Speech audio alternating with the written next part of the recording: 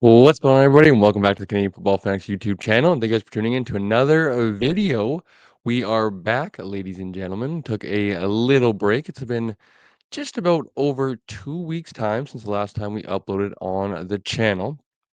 But we are back today with a BC Lions off-season primer to get things kicked off as the Grey Cup is about basically about 2 weeks in our rearview mirror now.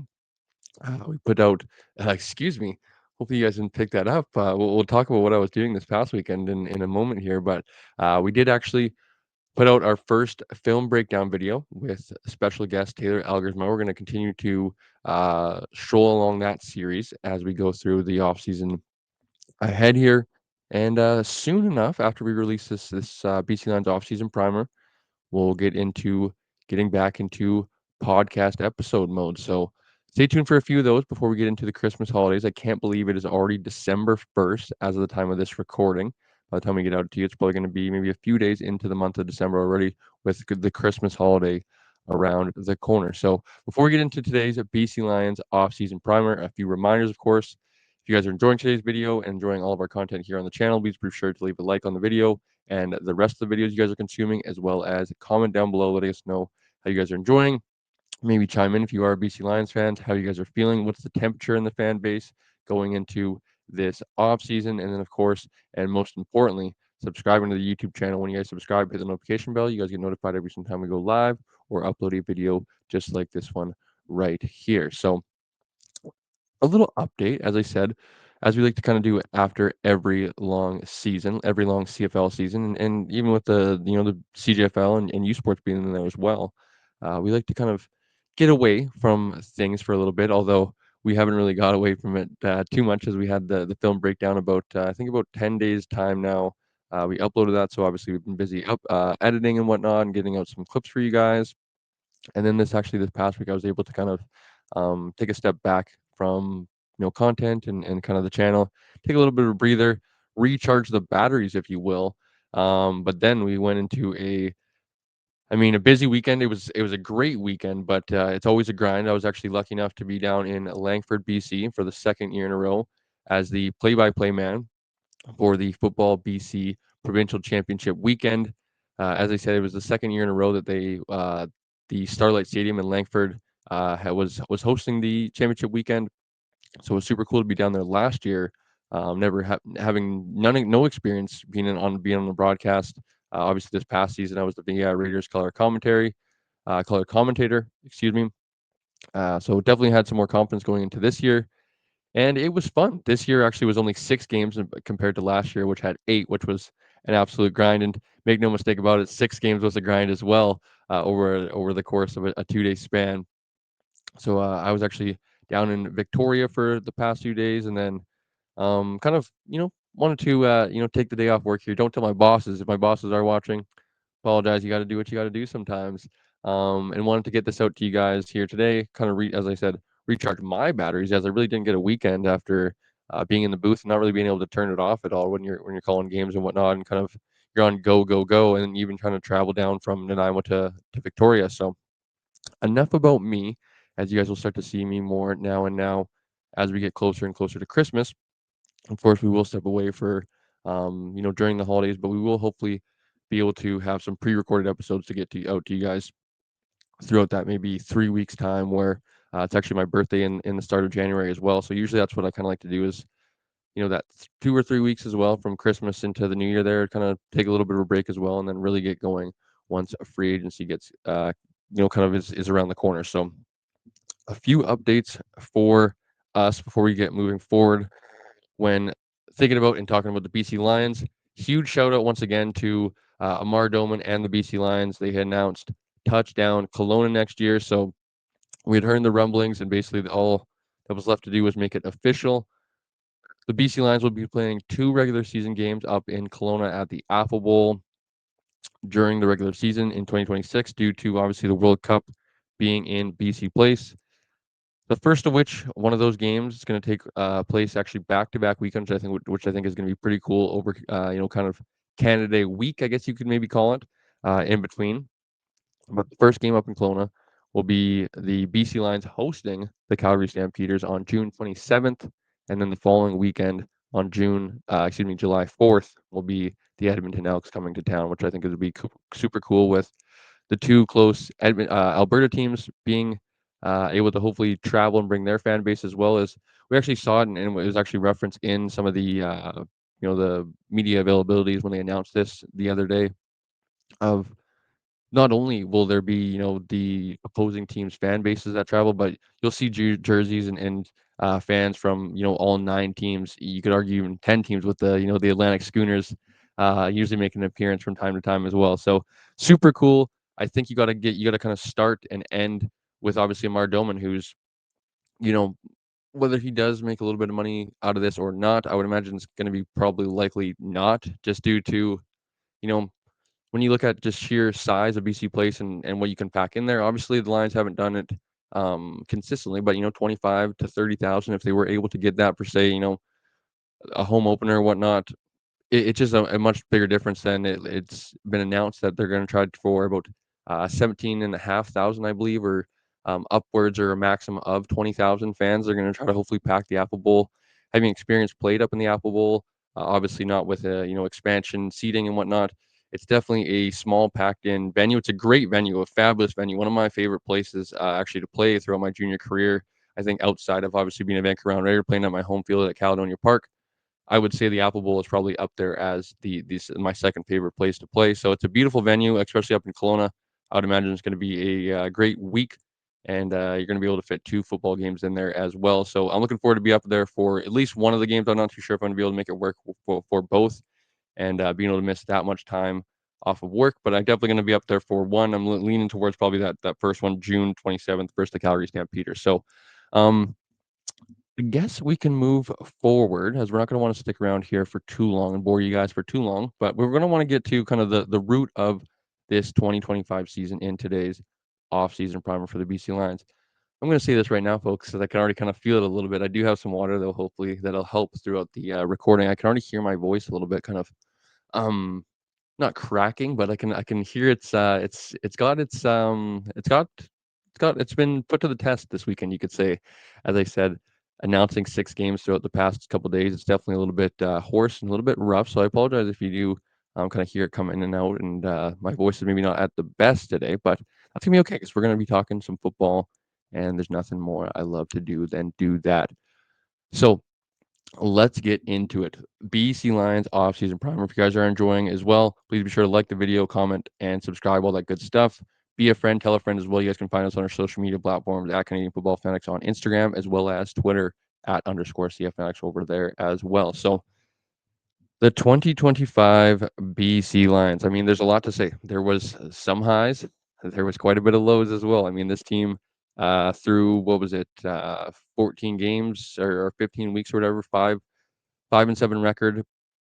At the time of that 5-7 record, they're kind of coming off 2 pretty, you know, putrid losses to, Ottawa Red Blacks team, a Toronto Argonauts team who, no slight at them whatsoever because, guys like a Nick Arbuckle, Ottawa, I think, kind of circumstantially got kind of, had a hard season with some injuries and whatnot and some other stuff that came kind of went the opposite way that they wanted or, envisioned. Arguably the 2 worst teams in the CFL this season, and the Lions in, I wanna say, the middle part of the season, might have been a little bit past, I guess, probably would have been about week 13, 14, I believe it would have been. You look at the first one versus the Toronto, Argonauts in Toronto. If you guys remember and kind of go back, it was the Nick Arbuckle game where honestly that offense from the Argos was made them look all world for the defense, and at the time, obviously, the BC Lions had not had the additions of, TJ Lee, Bradley Anai, Levi Bell had come in yet. So this is kind of when they kind of got the reality check of, you know what, we really need desperately to kind of shake things up here and look elsewhere. So you look at that first one, it is indeed week 12, 52-34 loss at Toronto. And obviously there's a lot of things that come into play with that one. You could say, you know what, Cole, that's a hard trip for the Lions going all the way across the country, going to the East Coast, playing in Toronto. As I said, I really don't think there's too many excuses in that one. other than just really the defense was unable to get a stop. We've seen it throughout the regular season. We'll talk about some of the numbers here in a little bit offensively, but they were, clicking on all cylinders all season long. Anytime you score 34 points in a football game, you think that'd be at least close enough to come out with a victory. So ultimately, they're unable to. And I believe at the time that would have been 5-6. They go into a bye week in the middle of these two games. They go into the first game coming out of that bye week of a home and home with the Ottawa Red Blacks. The first of which being in Ottawa, and that turns into a 34-33 loss to the Ottawa Red Blacks, and that's what drops them to 5-7. And you're kind of wondering, as a Lions fan, for those that follow us all throughout the season, and obviously we had a little bit of a break in there due to kind of our I guess collaboration with the BC Football Conference and working within the season. Kind of took a little bit of a break, but if you guys remember correctly, our last post game recap, I kind of at that point had stuck a fork in the BC Lions season of like, you know what, they're 5-7. This defense has shown no signs of improving or kind of coming out of whatever state this is that they've been playing here so far this season. And it's really kind of it's really hurt the offense here, where the offense is averaging 30 points and they're unable to come away with any victories. Obviously, Nathan Worth throughout the early portion of the season misses 2 games, dressed as the emergency quarterback, obviously, and could have maybe played in a playoff type of atmosphere, maybe late in the season or a playoff game, but ultimately doesn't go. And we see Jeremiah Masoli and obviously are very well aware of how Jeremiah Masoli performed throughout those 2 games. So at that point, it just looked really dark. The future didn't really have a light at the end of the tunnel, and I'd be lying to you if I said that I saw the Lions reeling off 6 straight games to end the regular season, 7 of 8 with playoff games included. So, I mean, they go on a run at 5-7 after those 2, um, you know, I said putrid, you could say pathetic losses to Toronto, to Ottawa with Dustin Crum, and it's unfortunate, but some things that where you look at that game where Nathan Work probably should have done enough. There was definitely a few more plays out there throughout the season. This game as well, specifically that you could have maybe asked Nathan to make maybe one more play, but it's tough to ask him to ask. It's tough to ask him to make that one more play in a game where he's already made numerous and he's put up 30 points on the board. At that point, you're asking your defense to get just one stop. They're unable to. There's also, a missed field goal in that one versus Ottawa where, if they are able to hit that, it's probably 36-34. A very rare miss from Sean White, who was 95% during the regular season. So, unfortunately for the Lions early on, the ball just really never bounced their way. Excuse me, folks. I'm just going to get a little bit of a water break here while I catch my breath.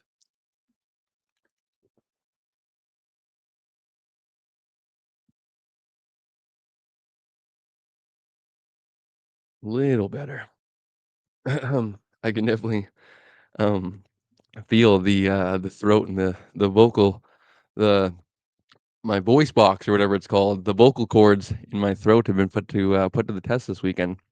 But that's all good. As football season is essentially over. I was actually having that conversation with the friend who I went down to the this weekend with of like, man, this is really it now. High school football is over in Canada, and now all that's left is NFL. You guys can obviously see I'm wearing my proud blue and red after a big Bills victory yesterday over the Steelers, where it wasn't the prettiest. They don't ask how. They just ask how many.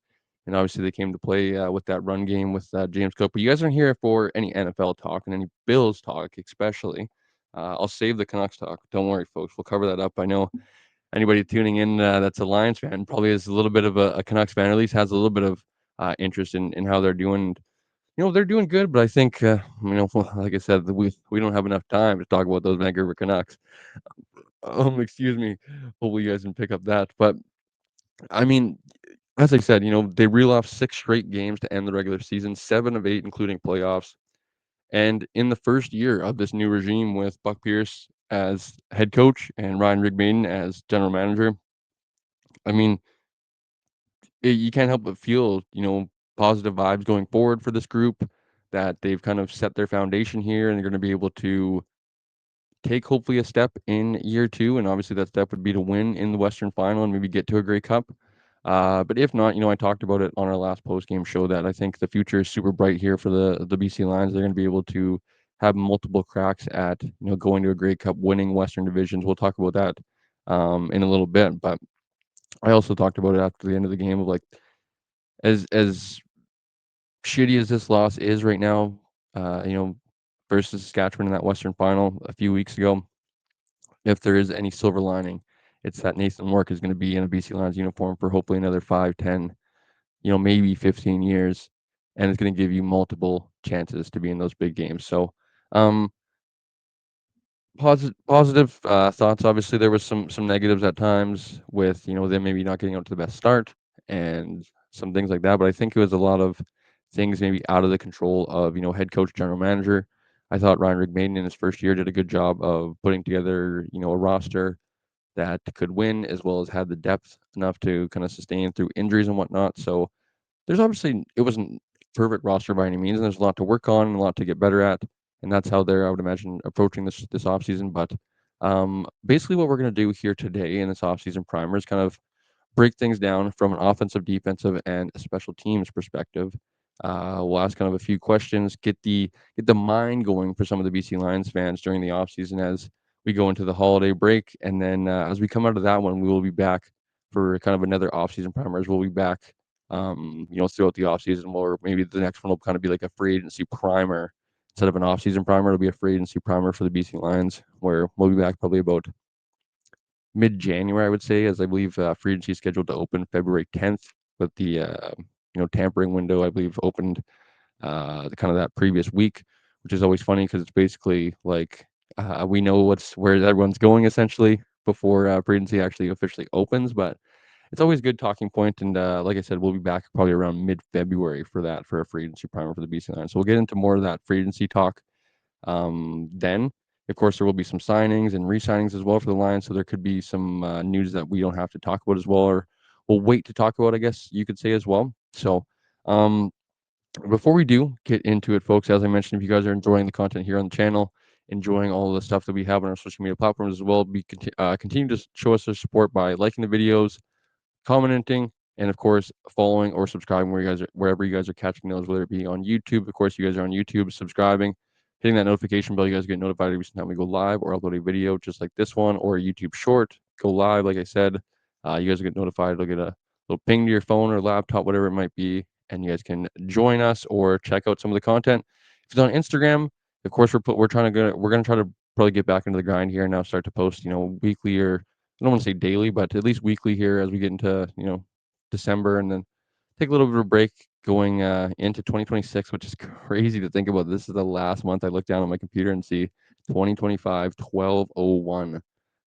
It's going to be 2026 01/01 in 1 month's time. Just ridiculous to think about. Where did this year go? But let's get into it. I think that's kind of it.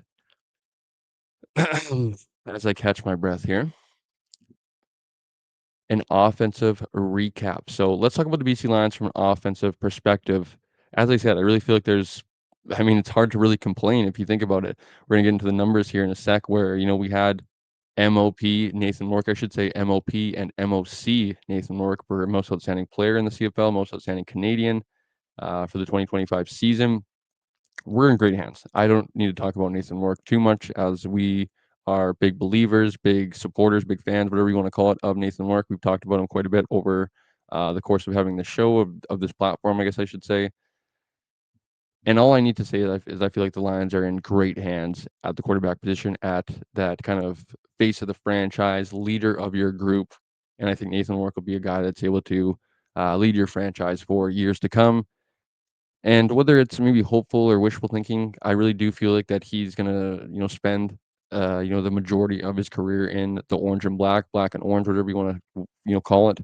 Uh, in BC, I really feel like he kind of found a home, and the Lions are kind of that team that's believed in him after multiple NFL teams kind of, maybe ruining some of that trust and kind of, showing that their maybe words weren't, kind of they weren't some of those promises weren't followed through with the Lions have done it on every turn where they've really backed him and been believers of Nathan Rourke since the beginning. So the first year with Buck Pierce and his scheme coming over from Winnipeg, I think there was a lot of fans at to start the season that were obviously the home opener and big start from the Lions.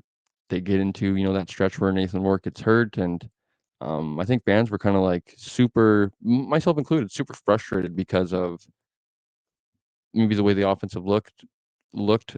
Um, I feel like probably was, I don't know if it's, unrealistic or what the proper wording would be, but just not realizing the circumstances for Buck Pierce of what he was thrown into just coming over from Winnipeg and finally getting that comfortability and trust with Nathan Rourke, and he goes down right away, and you're kind of having to, I don't want to say panic or spiral a little bit, but you're kind of, man, now I have to build that with Jeremiah a little bit here, and obviously Jeremiah's a veteran, but it didn't really pan out that way with the 2 games that Nathan missed or was dressed and didn't play. There were 2 pretty terrible games that definitely left a bad taste in a lot of BC Lions fans' mouths after that one, and didn't really want to see much of Jeremiah Masoli after that one. Rightfully so. I didn't think he played the best.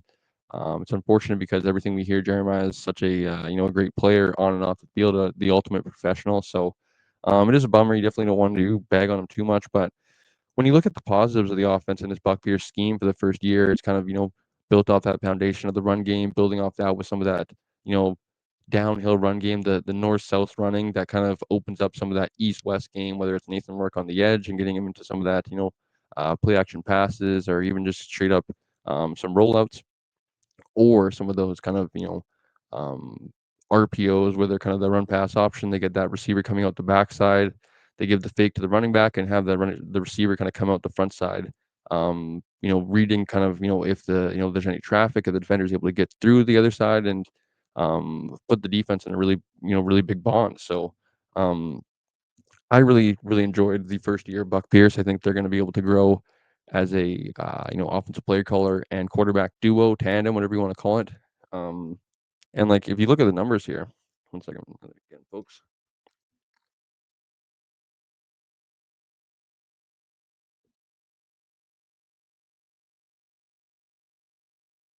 Mhm. How elite was this offense on, when you look at the numbers, this offense was, sup- elite, I guess you could say. I was going to say superb, but when you look at the numbers, this offense was unbelievable all season long. When you look at 31.1 points per game, most in the CFL this season. You look at 59 offensive touchdowns scored, also first this season. You look at 430 yards of net offense per game, that was also first this season. Remarkably, they had an average of 8 yards per play, that was also first in the CFL this season. They averaged 8.5 yards per play on first down this season. That was remarkable as well. They had a second down conversion of 52.6%. That was also best in the CFL. They scored touchdowns on 25.2% of their drives. That was also best in the CFL this season. They cashed in on 43 red zone touchdowns, best in the CFL this season. Look at the pass game with 325 yards passing per game, first in the CFL. 30-yard completions down the field, first in the CFL. Passing touchdowns with 33, second in the CFL. Don't hear too many seconds in this in these categories, eh? And obviously, look at that, 33 passing touchdowns. I believe the Hamilton Tiger Cats and Bolivia Mitchell finished with 36, unless another player on their team threw a few. Nathan Rourke missed 2 games. He's easily getting 3 in 2 games, and would have likely led the CFL in passing touchdowns as well. And then you look at something that I think is a huge team stat that 20 sacks allowed throughout the season, best in the CFL. Not only is that an offensive line stat, and definitely got to tip your cap to those big boys up front, as this offense would do nothing without them, right? So, huge hat tip to them. But I also think a guy like Nathan Rourke gets the ball out of his hands so quick is a huge factor in helping that, as well as play calling, as well as with Buck Pierce and being able to help those guys up front. So when you look at those numbers, I mean, it's really hard to complain offensively. What would you, I feel like it's more nitpicking than anything. So let's start right there with those big boys up front. And I think you have to give a huge shout to the offensive line in 2025 that really changed the narrative, where the conversation going into the season of this group was, I really hope that they don't get in the way of this offense being able to perform at elite level. And they really turned around their level of play and really played at a really high level this season. and it was fun to watch. With whether it was in the past game, as I mentioned, giving up 20 sacks allowed throughout an 18-game regular season, best in the CFL. That's fabulous. The run game with James Butler and opening up holes for them on the ground with even guys like Xander Horvath, who came late in the season as well. And Nathan Rourke was very effective on the ground. So huge shout out to the offensive line coach Paul Charbonneau. Charb's coming over and kind of really setting the tone, setting a new culture in that offensive line room. And I really feel like this could be a strength for the Lions moving forward if they're able to hopefully bring back with some guys that are free agents, Terrell Broxton, Dejon Allen, Andrew Pearson, some guys up front. I think the conversation last offseason was maybe, for myself and maybe this show specifically, like trying to maybe get three new faces. And I think this offseason it's kind of maybe, try to get everybody back with some depth obviously in there as well. But for me, I think the only other guy that maybe you'd like to see maybe pushed or maybe not guaranteed a spot coming back would be Michael Chur. I think he's getting up there in age. He's a veteran now. But when you look at a guy like Corey Woodruff, I think he played, pretty well this season. You look at a guy like Darrell Broxton, I think he's just supremely underrated. Needs to be brought back. That should be a high priority. Dejon Allen obviously got injured, and that was a bummer for the trade acquisition that he was from Toronto. Dealt with some injury throughout the regular season, but got brought back and obviously kind of battled through injury once again. I think when he is healthy, elite tackles are just really hard to find in the CFL, and you need to look to prioritize him and bring back Dejon Allen as well.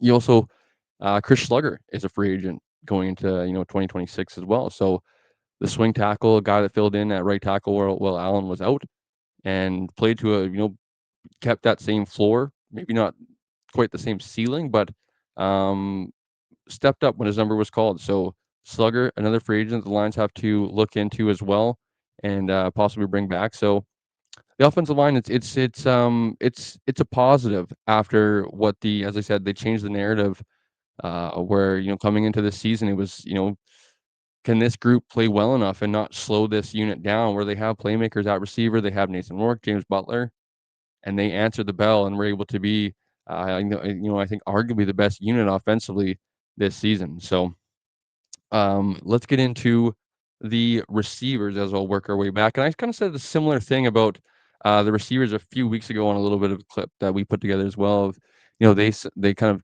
I don't know about change the narrative, but I think maybe even prove the doubters wrong a little bit. Of I think they're every receiving core, every even offensive line to a certain extent as well in the CFL is talented, but maybe doesn't have maybe some of the high level guys, or maybe even just there's some things that are out of their control as well, right? But these guys really stepped up when their number was called, and obviously they have the quarterback in the CFL with Nathan Rourke.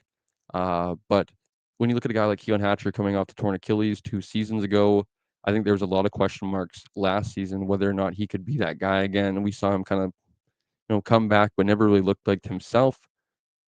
We saw Justin McInnis coming off his first 1,000-yard season, gets rewarded with a contract, and then, from an outside perspective, it kind of felt like everybody was like, "Well, can Justin McInnis do this again?" Where it felt like internally, it really felt like there was a lot of belief for Justin McInnis that he would be able to get 1,000 yards again. He obviously does. Performs very similar to the way that he did a year ago, and had another great season back to back. You look at the guys behind them where there was a lot of question marks whether or not, guys like Javon Catoy, Barry Hill, Eberhardt could step up into that receiver kind of three role where I feel like they all did it at times together where, Stanley Berryhill was kind of essentially the deep threat target, the guy that, as I said, with the clips, kind of that energy, brought the juice type of guy.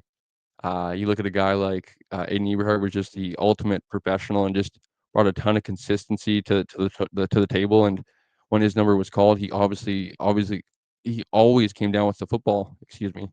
And then you look at a guy like Javon Catoy, who is just, I mean, the ultimate Swiss Army knife. We're big fans of Javon Catoy, obviously having played against him and being a junior guy. We root for Javon's success, on a yearly basis, and always feel like he has still a ton of potential still that hasn't really even been scratched, as well as he's just so valuable in other avenues offensively where he's blocking, he's being brought in motion, he's blocking, excuse me, not only on run plays, but he's being asked from time to time to be brought in as a, in pass protection, as a, um, in some max protection looks and stuff like that. So I feel like this receiver group did a really good job of kind of silencing some of those critics and some of those doubters to, say that this can be a receiver group that maybe has, say, 3 1,000-yard receivers or, guys that all have, over 500 yards that are all very productive that, there's not necessarily 1 or 2 dominant guys, which there is, but, the ball is also, you know, shared around a little bit. Everybody's gonna eat on that offense, which has been awesome to see here in 2025. So I think priority, obviously, you have a few free agents. I believe it's Eberhart. I want to say it's obviously Hatcher, who Hatcher needs a little bit of a pay raise, which would be interesting to see how the Lions are able to work that in. But when you look at the receivers and kind of put that conversation to bed, we talked about the quarterbacks. I think that's got to obviously be looked at as maybe a veteran option outside of Jeremiah Masoli, and then another young fellow to come in and compete with a guy like Chase Bryce for that kind of third string short yardage role. As Chase Bryce has been with the program now for a few years, so I think it's kind of time that put up or shut up if you're Chase Bryce and kind of earn that spot. If not, let's try to look for some talent elsewhere. And I definitely don't think that Jeremiah Masoli can be brought back as a backup quarterback. I think you need to look for another higher floored guy, as Jeremiah Masoli's had a fantastic career, ultimate professional, great dude as well. I just think he's kind of had his time has come, and father time's undefeated, I believe is what they say. So let's get into the final conversation offensively, which is, it could be a scary conversation if I'm being honest for Lions fans to think about. But when going into free agency, and the thought that pops into my mind with the priority being elsewhere, with Darrell Broxton being unsigned, Keon Hatcher being unsigned, Dejon Allen being unsigned, James Butler being unsigned. Could JB be the odd man out as he's maybe too far down the pecking order? For me, priority wise, I obviously look up front first, and I look at Darrell Broxton being the number one priority for me. That by all means, you have to find a way to bring that guy back and make sure that he's wearing the black and orange next season. He's protecting Nathan Rourke's blind side. My second priority would be rewarding Keon Hatcher for all his hard work and wanting to keep him as that alpha dog in this receiving core. Next, it would obviously go back to the offensive line, and obviously wanting to bring back, whether it's a Dejon Allen, maybe what that price tag could command. Maybe it's looking at a guy like Chris Schlugger and looking at how he performed while Dejon Allen was out, and maybe really giving him the keys to that right tackle position. For my money, I would as long as the money works out. You obviously already have Nathan Rourke under contract, who's a highly paid. It's a big contract, so you only have so much money to go around, and I don't know if they could work out. You know, Broxton, Hatcher, and Allen. So maybe it's and we haven't even talked about James Butler yet. So as I said, could be a little bit of a scary conversation to have if you are a BC Lions fan when looking at James Butler, but you also have to look at some of the I talked about already. Nathan Rourke's highly paid. It is the running back position. I don't like to devalue them in any way, but it is somewhat the truth of, the running back position is a little bit easier to plug and play other guys that, it's hard to really kind of find, a cheap right tackle, or it's hard to find a cheap wide receiver one if you don't pay Keon Hatcher versus, well, James Butler leaves. Could we look towards giving the keys to a guy like Xander Horvath, or even we heard rumblings of Jordan Tyrell impressed in this previous training camp, and the Lions might have to look for a cheaper option at running back. So could be a huge conversation to have this offseason, and something that is, I think, for Lions fans, something to keep an eye out going into free agency. So, I think that's kind of it for an offensive perspective, as we were about 34 minutes in. If anybody else and would like to chime in from an offensive perspective, you guys can do so in the comments down below. Let us know how you guys are feeling, and let us know what you guys' thoughts are on that as well. Maybe specifically even that James Butler question of, could he be the odd man out? Is it realistic to bring back everybody? I don't think so. And is it realistic to bring back James Butler? Love JB, but the time will tell where the priority is in this free agent class for the BC Lions. So let's get into it from a defensive line defensive recap. And just like the season for the Lions, there was a lot of ups and downs. There was quite a bit of ups and downs for this defense as well. And obviously, you have to start with the man up top who's calling the defense once again, Mike Benavides, who we've been pretty, critical of Coach Benavides, Coach Benny, all year long, and even dating back to when he was hired. By no means do we have a vendetta or kind of hate the guy per se. I actually really enjoy some of the interactions I've had with Coach Benny, and um, from all accounts, he seems like a great person, great human being, great coach. But I just struggle to wonder if he's the right guy for the job. The job, me personally, kind of always thought that RP kind of got a little bit, not scapegoated, but kind of took a little bit of more of the blame than he necessarily had to. I felt like after kind of getting demoted and Mike Benavides coming in as a DC now, Ryan Phillips, obviously with the respect of this organization, kind of a BC Lions lifer here so far throughout his, playing and coaching career. He takes that step back and understands that obviously he's worked with Mike Benavides as that player coach relationship. As I said, has probably a ton of respect for him. Willingly takes that step back into that secondary defensive back coach role.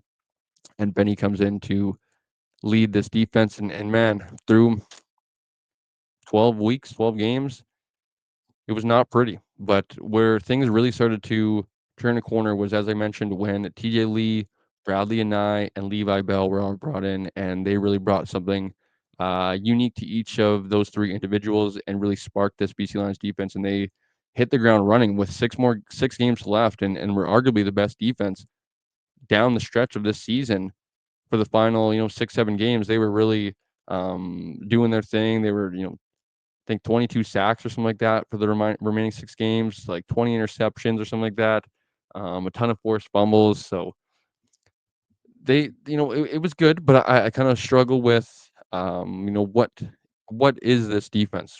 Who is this defense truly? Is it that 7 game sample size we saw down the stretch, or is it that 10 game sample size we saw to start the season where they couldn't stop a nosebleed, they couldn't stop a running faucet, whatever whatever phrase you want to use. The defense was just not good, and we'll talk about some of those numbers. We'll also bring up some of the positive numbers as well because we obviously want to give some context as well. But when looking at the numbers, um, you know, for me, just wanting to bring these numbers up, not to place blame necessarily, but also bring context to like where does the blame lie, right? Is it more the players? Is it more the coaches? I know there's a saying that goes around of it's the Jimmies and the Joes, not the X's and the O's. So could it be the players on the field that aren't performing? Could it be the coaches? Let's get into the numbers defensively, which when averaging 31 points per game, the Lions defense was giving up 27.7 points per game, which was third most in the CFL. Not great. Um, Too close for comfort, I think, for a lot of Lions fans probably. But when you also look at first downs by penalty, they were the worst in the CFL with 35. Not good. Discipline wise, obviously the message for some of those disciplinary acts and stuff like that weren't getting home. Post game when they're able to see that, try to correct it with some discipline, whether it's at practice, and we heard about some of the the push-ups for penalties at practice and whatnot. So obviously the message was not getting home defensively as they gave up the most first downs with penalties. They also gave up a touchdown on 20.1% of their drives, which was also second most in the CFL. And then they gave up a second down conversion rate of 49.6, which was second most in the CFL as well. But with the bad is the positive, and there was some positive down the stretch, especially. So when you look at the sacks this season, they finished with 45, which was tied for best in the CFL. They had 61 pass breakups, which was third best in the CFL. So that's another, uh, you know, point for them, I guess you could say. 34 tackles for loss, third best as well. They were tied for first with 17 forced fumbles, only able to recover 7 of those. And then they had 19 interceptions, which was third best as well. So they finished strong, but as I said, where's the truth? Is a little bit in the middle. Could it be like this defense isn't as bad? It's never as good and it's never as bad. I think it's the saying, right? As well. So defensively, as I said, I find it hard to really read this group and get a gauge moving forward. I do feel like there should be a little bit of a turnover. There's going to be turnover regardless, just being in the CFL.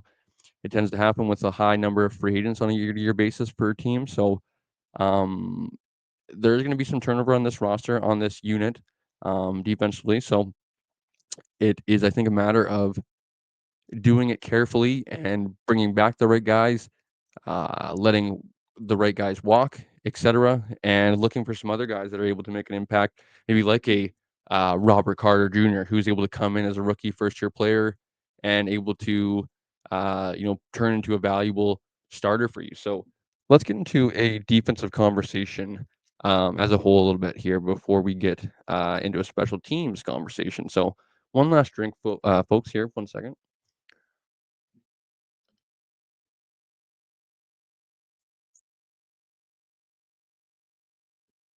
Um,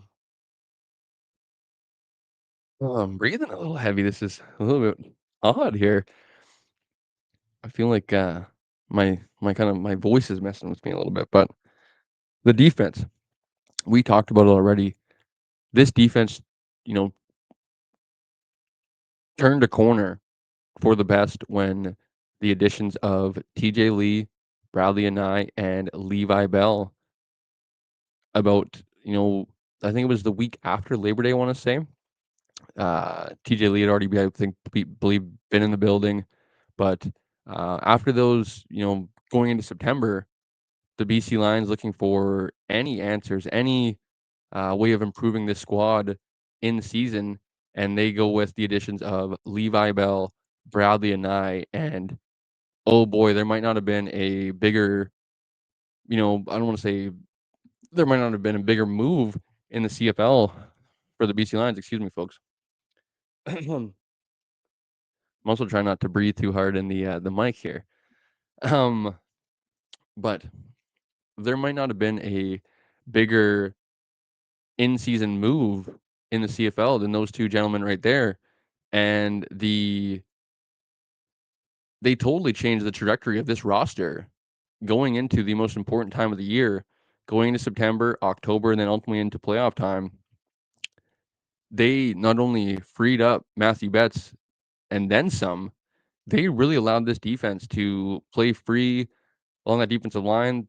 Jonah Tavai was kind of that guy all year long who was kind of looked towards to maybe relieve some of that pressure on Matthew Betts and kind of be that. I talked about earlier in the season, like who's going to be the Robin to Batman, who is Matthew Betts, and he needs someone. He needs someone opposite of him or along the defensive line to, take some of that pressure off him. And ultimately, it was Jonah Tavai who had himself a phenomenal season along that interior. But an interior guy can really only do so much. Where Anai and Bell came in and really caused havoc, got some pressure, got sacks as well, and then really ultimately just took the spotlight off Matthew Betts and allowed him to really just turn it up a notch. And he really came alive down the stretch, as we know. What was it, 9 sacks in 3 games or 12 sacks to like end the regular season? And we saw the addition of TJ Lee as well totally ignite the secondary and the rest of the defense and bring them that leadership, that voice in the locker room, and really just transfer this group down the stretch. And they really turned a corner, as I said, and will be amazing to see what guys are brought back and how they're able to build off that final 6-game stretch.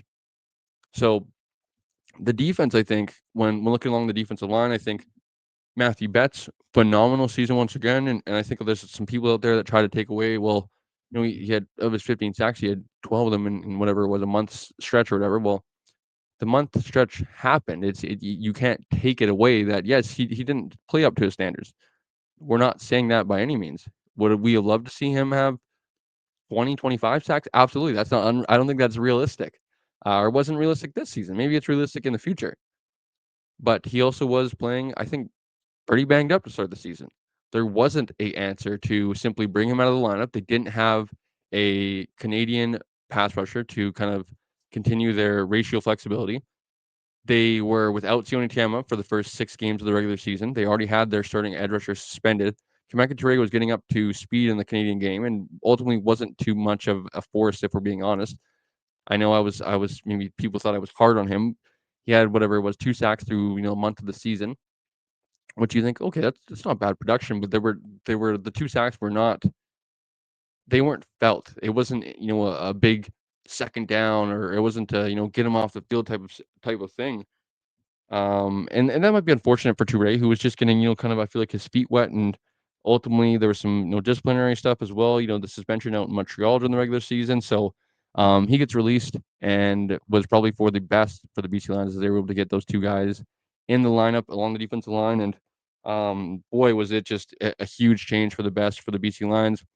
You look at the linebacking core, and I think, I would love to see, honestly, a guy like Mike Alway brought back, and to lead this defense once again, and bring that presence, bring that leadership, that voice in the locker room. I think he does a good job at that. Maybe too many tackles, and being on the field a little bit too much defensively. For me, I would like to see him. Obviously, you love to see a guy up towards the leader in any sort of stat category, but if you're leading the league in tackles, that means you're on the field way too much as a defense, and we'd like to see him, top 10. Well, let's see him, come down a little bit and see that offense on the field a little bit more as well. So, you know, when looking at the other linebacker free agents, I believe Josh Woods, Ben Hladek, former starters, are guys that were definitely in the rotation at linebacker this year. You know, I think I would look to possibly go elsewhere at that spot, whether it's at Will, whether it's at Sam. I know Deontay Williams is going to be brought back, so likely you still have that Sam, or nickel coverage linebacker spot. The Lions like to refer to him as the nickel now. But I would imagine Deontay Williams will continue to play Sam, or maybe they look towards to playing a Canadian. We'll talk about that in a second here. But you really only have that Will spot open if you do bring Micah back at that middle linebacker. Who you bring back at will. Maybe you look to bring back one of them, and maybe add some competition as well. But for me, I think it's been we've kind of seen the we've seen not that they've worn out their welcome, but we've seen, I feel like, what they've been able to be at their best.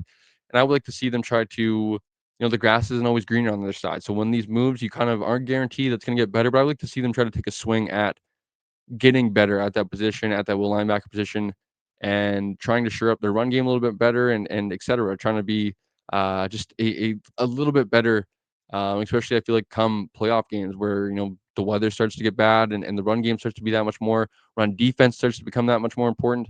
I think the Lions need to look at trying to improve that position, but we'll see, because I know those guys are loved, and it'll be interesting to see where the priority lies along this defense, and bringing some guys back. So um, linebackers, D line, check. Let's go to the secondary. And I already said it, and I hate to say it if I'm being honest, because um, these guys are Wall of Fame type of guys, Ring of Honor type of guys. With talking about TJ Lee, Gary Peters, guys that have been the faces of the franchise for the last 10 years. But I said it already. I think that this is a situation where you probably want to be. And you could have argued last year was 1 year early rather than 1 year too late. And Gary, I know, dealt with quite a bit of injuries this season, and maybe didn't look kind of like his normal self. But I think that's kind of par for the course, especially as Gary's going to continue to age, and maybe some of these injuries continue to pile up.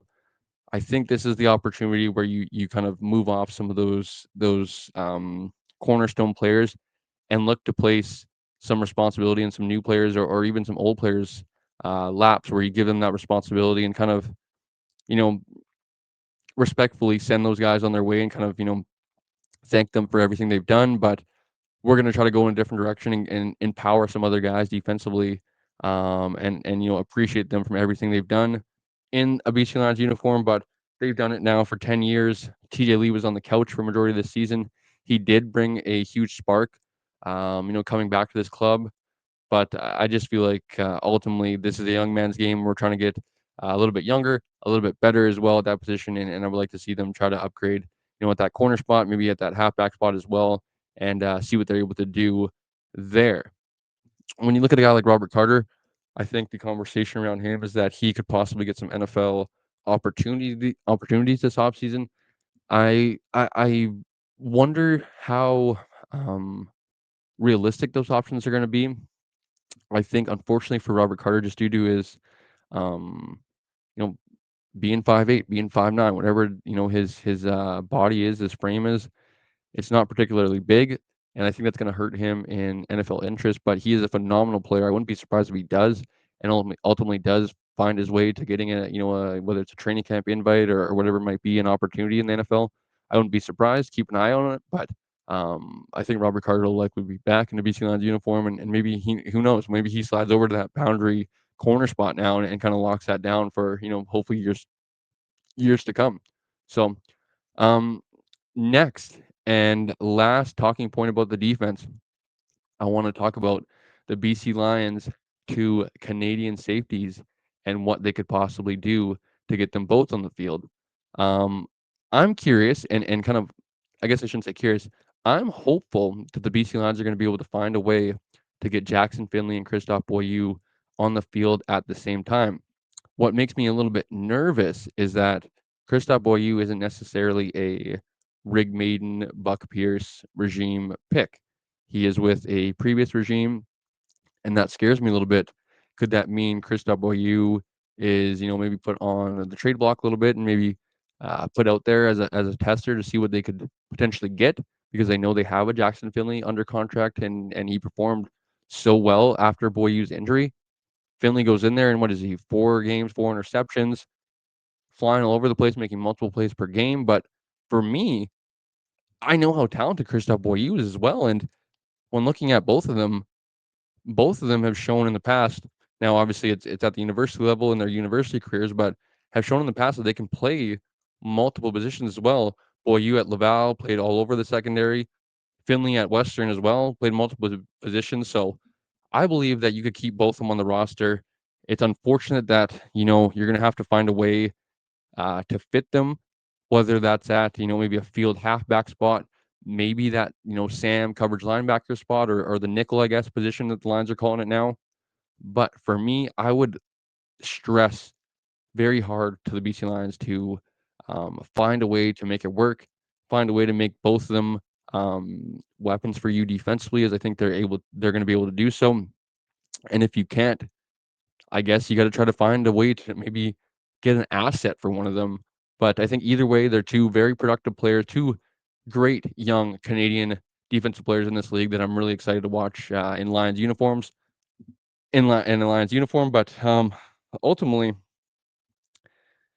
when looking at Boyu and Finley, I think it's kind of a credit to the Lions drafting here the last few years that they really turned a corner in their scouting department, their Canadian scouting department, and really I think they're hitting on some of these draft picks now on a yearly basis where they're finding guys. We look at a George Una as well. Alex Berwick kind of still on the roster is kind of one of those extra offensive linemen who's on the practice roster from time to time as well. But this team is drafted fairly well at that Canadian position and being able to find guys to fill in and even have some depth guys as well with the ratio being so crucial in the CFL as well. So for me, I think the Lions have to find a way to keep both Christophe Boyu and Jackson Finley on the roster. Are they able to do so? Is that realistic to have them both on the field as well? I don't know, but definitely hoping so moving forward. So we will see what the Lions are doing with both those young gentlemen. I think that kind of puts to bed a defensive conversation. Deontay Williams, as well as I mentioned earlier, I think he's a guy that super flexible, and you can kind of find a spot for him anywhere on the field, whether it's at nickel, whether it's at half, corner, even. I think he's going to be a guy that is very disruptive. I think at times he was maybe put himself out of position for how aggressive he was, but he really had a presence for himself as kind of a DB that obviously was in the box at that nickel spot and really brought a physicality to him. So you love to see that from Deontay Williams. So let's get into a special teams conversation now. Let's start with the man himself, one Sean White, Mr. Automatic, finishing the season once again with a phenomenal and man, as this guy got snake bitten for any major awards for being special teams player of the year. It's unfortunate that the last 3 years he has been um I don't even want to because it's such a slight on him and sounds so disrespectful, but he's been outshined at that position. The Janarian Grant this year with Trey Favel or Favel, who was very dynamic as a special teams returner for the Winnipeg Blue Bombers, was electric for them. One of the if we could take a jab at the Bombers, one of the only positives for them really coming out of the season was that he was able to take home 2 major awards as Rookie of the Year and Special Teams Player of the Year as well. But you look at it, Sean White. I mean, 95% field goal percentage once again, best in the CFL, Mister Automatic. For me, the thing that it comes down to for Sean White is he is going to be, welcome on my team. I think for as long as he is able to kick because of how accurate he is. The one problem I have, or one I think dilemma that you have as a BC Lions fan, is that he is essentially only good from 45 yards in, 40 yards in. Doesn't have a big leg, as that really hasn't been a thing for him throughout his career. But no field goals over 50 yards this season, which was, I believe, one of 2 kickers that had to have that happen this season. I think his average field goal make this season was 39 yards or something like that. There was a reason why he was boisterous or let his opinion be known that he didn't enjoy the rule changes and moving the goalpost back specifically to the back of the end zone, because it's going to make field goals obviously longer and more challenging for him to make. For me, yes, I do believe that as long as Sean White continues to be interested in playing, I believe that he should be brought back.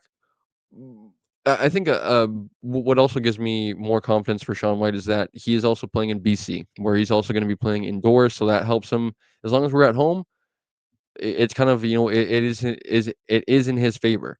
If you're in, the prairies come playoff time, it could be crucial. We saw it, right? Ball hits the upright in the West Final. Arguably, the Lions win that football game. I talked about it. It's the unfortunate, side of whatever he missed. What, maybe 3 kicks throughout the regular season, throughout the season. I mean, and we're talking about 2 of them. It's unfortunate that we're talking about 2 of them. They did come in some pretty big spots, right? As I said about the, I think it was the Ottawa game back in whatever it was, 13, 14, where if he makes that, it's likely a 36-34 win for the Lions, and they win the final 7 games of the regular season. There was no question whether or not they were winning that getting that home playoff game, excuse me. So Sean White definitely has a spot on my team. Mr. Automatic, great season once again for you, sir. Hat tip goes your way. Let's get into Carl Myers, punter for the BC Lions. And I think Carl Myers had himself a pretty, solid season as the team's punter and kickoff specialist. I thought he was, pretty good at really, or I shouldn't say pretty. What I'm trying to say is I thought he was pretty good.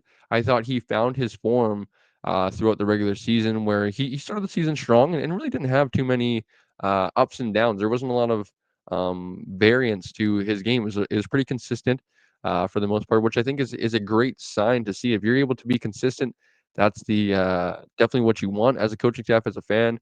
When you get some of those high, low peaks and then high valleys, it's kind of you never know what to expect. And I thought Carl Myers did that, especially when you look at, I believe, what was it? Excuse me, folks. His net punt average was second best in the CFL this season, 38.4 yards net average per punt. Um, you know, Great job. 40 yards. If you're able to, basically 40 yards from the line of scrimmage, and that's where the opposing team kind of will set up or whatever. Or that's where you're able to try to at least have them set up.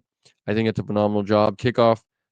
He is still improving it, and I think in many ways he's still improving as a punter as well, right? As he was a guy that came over from was it Australia or Europe somewhere as kind of a global player and looking to get into American football, or I should say Canadian football, and has found it and has kind of been able to find a pathway to professional football as a kicker, as a punter.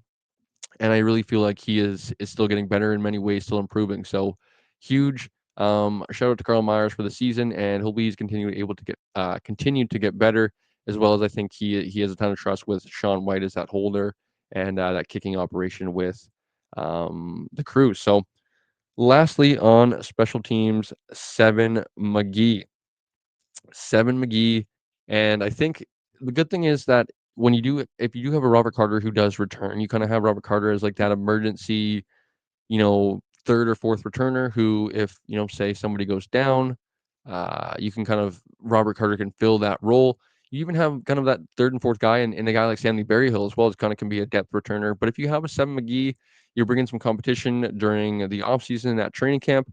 You hopefully find that opposite kick returner of him. I think you can put the trust in Seven McGee once again to be that primary punt returner.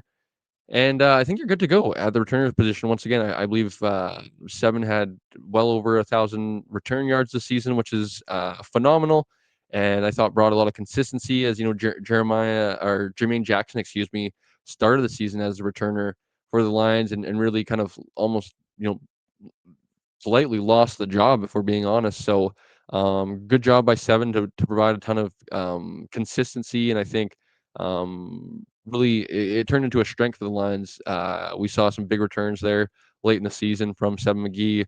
And Robert Carter even able to find the end zone as well as a returner. So that's why I said I think Robert Carter, kind of you keep him in your back pocket, and he's able to be an effective piece for you on the return game as well. But I believe it's going to kind of put to bed a special teams, defense, and offensive conversation, folks. Don't want to talk too much about kind of special teams, or excuse me, free agency and going forward, as we will on a future free agency primer. As I mentioned, we're going to be back in probably a month's time, I would say, probably maybe around mid-January, maybe late January. We'll see with a BC Lions free agency primer to get you guys set for free agency in uh, I believe, as I said, I think it's February 10th officially. CFL free agency opens up, but there is the tampering window that happens about the week or 10 days beforehand, where we actually get most of the big name signings happen, and then there's a few guys that end up signing officially on free agency when it opens up. So we'll be back then. But of course, we have to put to bed this off-season primer right here. And my final question that I'm going to pose to you guys, if you guys do have any other questions in the or after this video, please be sure to leave them in the comments. We'd love to hear from you guys and your feedback from this past Lions season, as well as what you guys' thoughts are going into the future. How confident do you feel? Do you think there's, kind of the light is at the end of the tunnel? This team has a ton of promise moving forward, or do you think maybe the opposite? Maybe they had their opportunity right here, and maybe you feel like Saskatchewan and kind of Calgary or whoever may be in the West is really going to come into reign here. But I really do believe that the BC Lions are in a good position here to take a step moving forward and really become that team in the Western Division. So my final question, folks, that can I don't know about finally be answered now, but all off season long, I think this was a big conversation that was had not only in BC but I think across the CFL and um, it was it worth it for the BC Lions to go over the cap last season by whatever it was 300,000 and get the fine of whatever it was 640K. They lose their first and second round draft picks. Was it worth it to bring back Nathan Rourke and Matthew Betts into BC essentially? And for me, as much as people are going to call me a homer, whatever you want to call me, I think yes, it is worth it. Now, obviously, they didn't win the Grey Cup, and that is the ultimate goal. And some will poke or make fun that they ultimately tried to load up for the home Grey Cup in 2024, but I felt like that was never realistic of trying to do it in season. They had already given the keys to Vernon Adams that year, where this season was the true test of Matthew Betts, Nathan Rourke for a full season.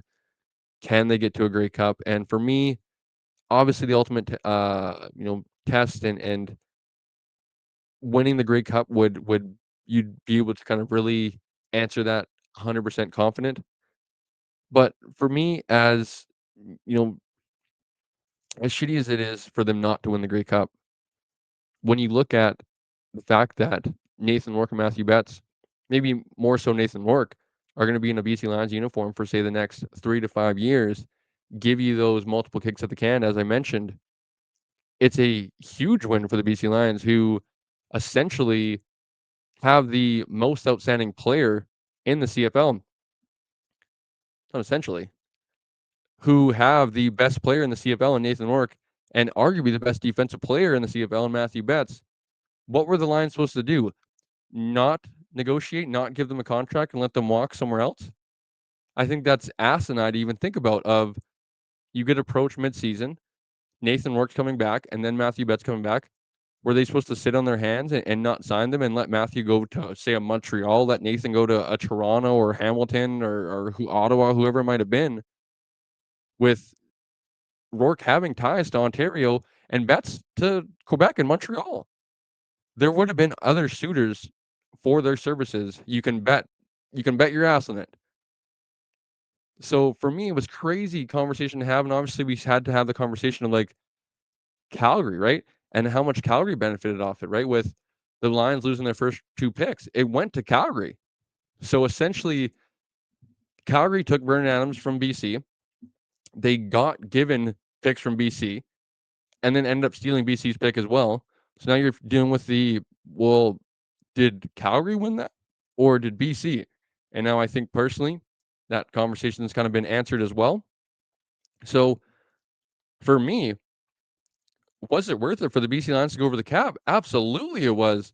If I'm a Mardoman, I'm doing it again and again and again, over and over again. Now, no, you didn't win the Grey Cup. And that is the ultimate, you know, test. But as I said, this BC Lions team is not going anywhere. They're going to have Matthew Betts, Nathan Rourke for the next few years. I think Nathan Rourke longer than Matthew Betts.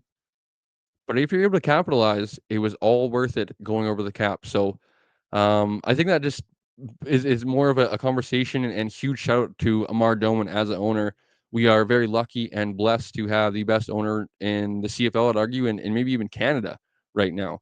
A guy that really cares about this market, about this community, not only as a city or as the mainland, as a province, has really brought back in kind of that fan base from a kid all the way up to adults or even guys that have been around for a long time watching this Lions team. So you could really tell that the community is really bought back in, and I really would love to see the fans start to support like they've supported the Whitecaps, and they continue to support that god darn hockey team that we're not going to talk about because they don't deserve more airtime than they already get. So the BC Lions, and I believe that's going to kind of put to bed today's off-season primer. Excuse me, folks.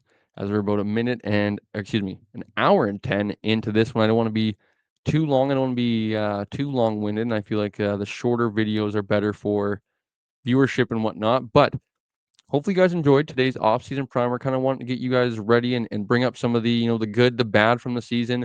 Talk about that good, talk about that bad specifically, how the Lions can approach free agency moving forward. We've already talked about maybe who could possibly be re-signed, who could be brought back.